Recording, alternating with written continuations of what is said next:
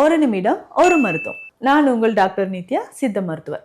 உங்களுக்கு ரொம்ப நாளா கபம் சம்பந்தப்பட்ட பிரச்சனைகள் இருக்கு. முக்கியமாக இந்த இஎன்டி ப்ராப்ளம் அப்படின்னு சொல்றோம் இல்லைங்களா?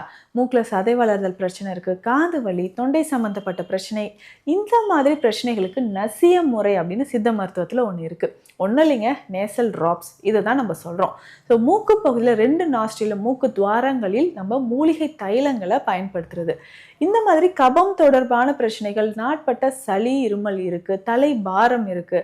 முக்கியமா இந்த சைனசைட்டிஸ் பிரச்சனைக்கு நசிய முறை நமக்கு பயன்படுத்துங்க. இதுக்கு அணு தைலமோ இல்ல தும்பை தைலமோ நம்ம பயன்படுத்தலாம். ஸோ ஒரு நாளைக்கு ஒரு முறை நல்ல தலையை தூக்கி வச்சுட்டு 2 மூக்கு துவாரங்களையும் 2 நாஸ்ட்ரிலையும் 1 துளியோ 2 துளியோ நீங்க இந்த தைலத்தை நம்ம பயன்படுத்தணும். இது நம்ம மூக்குல நீங்க விடும்பொழுதே தொண்டை வரைக்கும் அந்த கசப்பு உங்களுக்கு தெரிய ஆரம்பிக்கும். ஸோ இதனால ஒரு சிலருக்கு காதுல எனக்கு தண்ணி சேர்ந்துருச்சுங்க, அதனால எனக்கு அதிகமான பிரச்சனை இருக்கு, காதுல ஒரு சவுண்ட் வந்துகிட்டே இருக்கு அப்படின்னு சொல்றீங்க.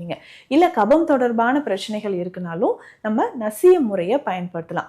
முக்கியமா வாதம் இருக்கு அப்படின்னா பேதி மருந்து எடுக்கிற மாதிரி எப்படி கிளென்ஸ் பண்றதோ அதே மாதிரி கபத்தை குறைப்பதற்கு நசிய முறைகள் பயன்படுது. ஸோ கபம் அதிகமா இருந்தாதான் நமக்கு இந்த மாதிரி நுரையீரல் சம்பந்தப்பட்ட பிரச்சனைகள், ஒரு சிலருக்கு தலை சுற்றல் ஏற்படுறது, அதிகமான வியர்வை வர்றது, இந்த மாதிரி பிரச்சனைகளுக்கு நசிய முறை உங்களுக்கு பயன்படுது.